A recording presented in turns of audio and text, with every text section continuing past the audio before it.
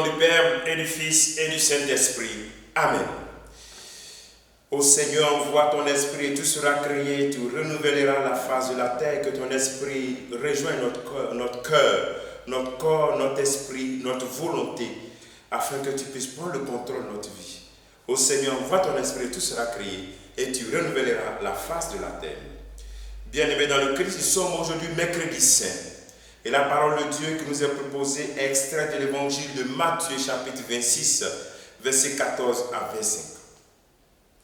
En ce temps-là, l'un des 12, nommé Judas Iscariote, se rendit chez les grands prêtres et leur dit: « Voulez-vous me donner? Que voulez-vous me donner si je vous le livre ?» Il lui remit 30 pièces d'argent. Et depuis, Judas cherchait une occasion favorable pour le livrer. Le premier jour de la fête des pains sans levain, les disciples s'approchèrent et dirent à Jésus: « Où veux-tu que nous te fassions les préparatifs pour manger la Pâque ?» Il leur dit: « Allez à la ville chez une telle et dites-lui: le maître te fait dire, mon temps est proche.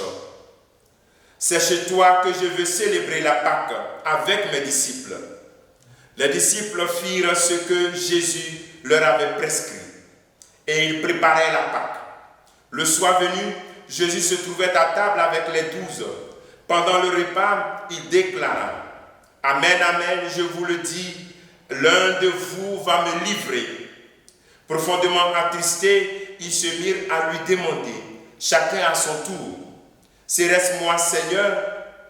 Prenant la parole, il dit: « Celui qui s'est servi au plat en même temps que moi, celui-là va me livrer. Le Fils de l'homme s'en va, comme il est écrit à son sujet. Mais malheureux celui par qui le Fils de l'homme est livré. Il vaudrait mieux pour lui qu'il ne soit pas né, cet homme-là. » Judas, celui qui le livrait, prit la parole. « Rabbi, serait-ce moi ?» Jésus lui répond: « C'est toi-même qui l'as dit. » Acclamons la parole de Dieu. Louange à toi, Seigneur Jésus. Bien-aimés dans le Christ, nous avons la version de Matthieu de la trahison, de l'annonce de cette trahison de Judas. Serait-ce moi?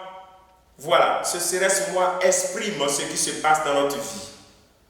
Ce qui se passe, le combat intérieur clair dans notre vie, pour que nous puissions dire non à Jésus au lieu de lui dire oui. Dans ce serait-ce moi. Ici, Judas veut savoir si Jésus sait. Tout ce que nous faisons dans la vie, souvent dans le plus grand secret, Jésus le sait. Deuxième élément, c'est la perte de la conscience, la laideur du péché. On nous justifions constamment nos péchés. Nous le justifions. La parole de Jésus face au geste de Marie, vous vous rappelez, Judas, face au geste de Marie, sûrement est blessé. Parce qu'il a voulu vendre ce parfum pour de l'argent. Jésus a dit non, les pauvres en ont. Sûrement qu'il est blessé. Souvent on justifie. Sûrement qu'il s'est dit que voilà, Jésus lui a parlé mal, donc maintenant ça va. Il va le trahir. Alors donc, il y a un élément essentiel dans la laideur ou la réalité du combat intérieur de notre vie.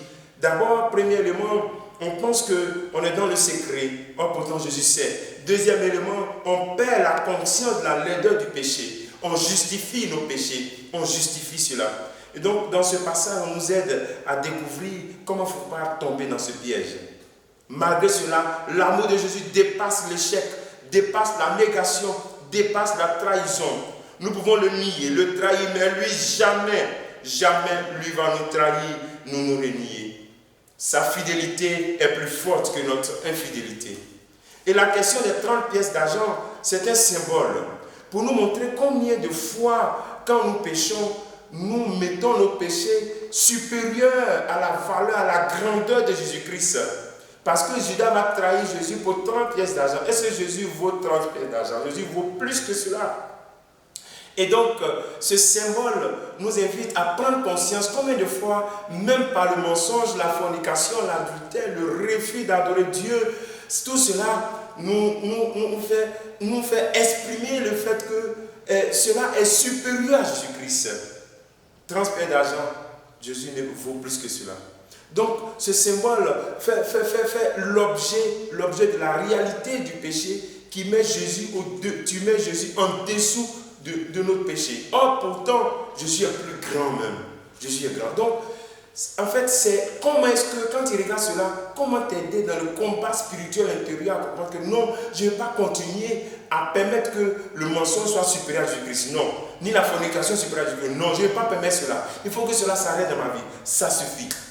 Voilà ce que le Seigneur te demande en ce jour. Une repentance, une prise de conscience. Contemple donc l'amour de Jésus-Christ. L'amour de Jésus-Christ, l'amour de Dieu comme travail ce jour.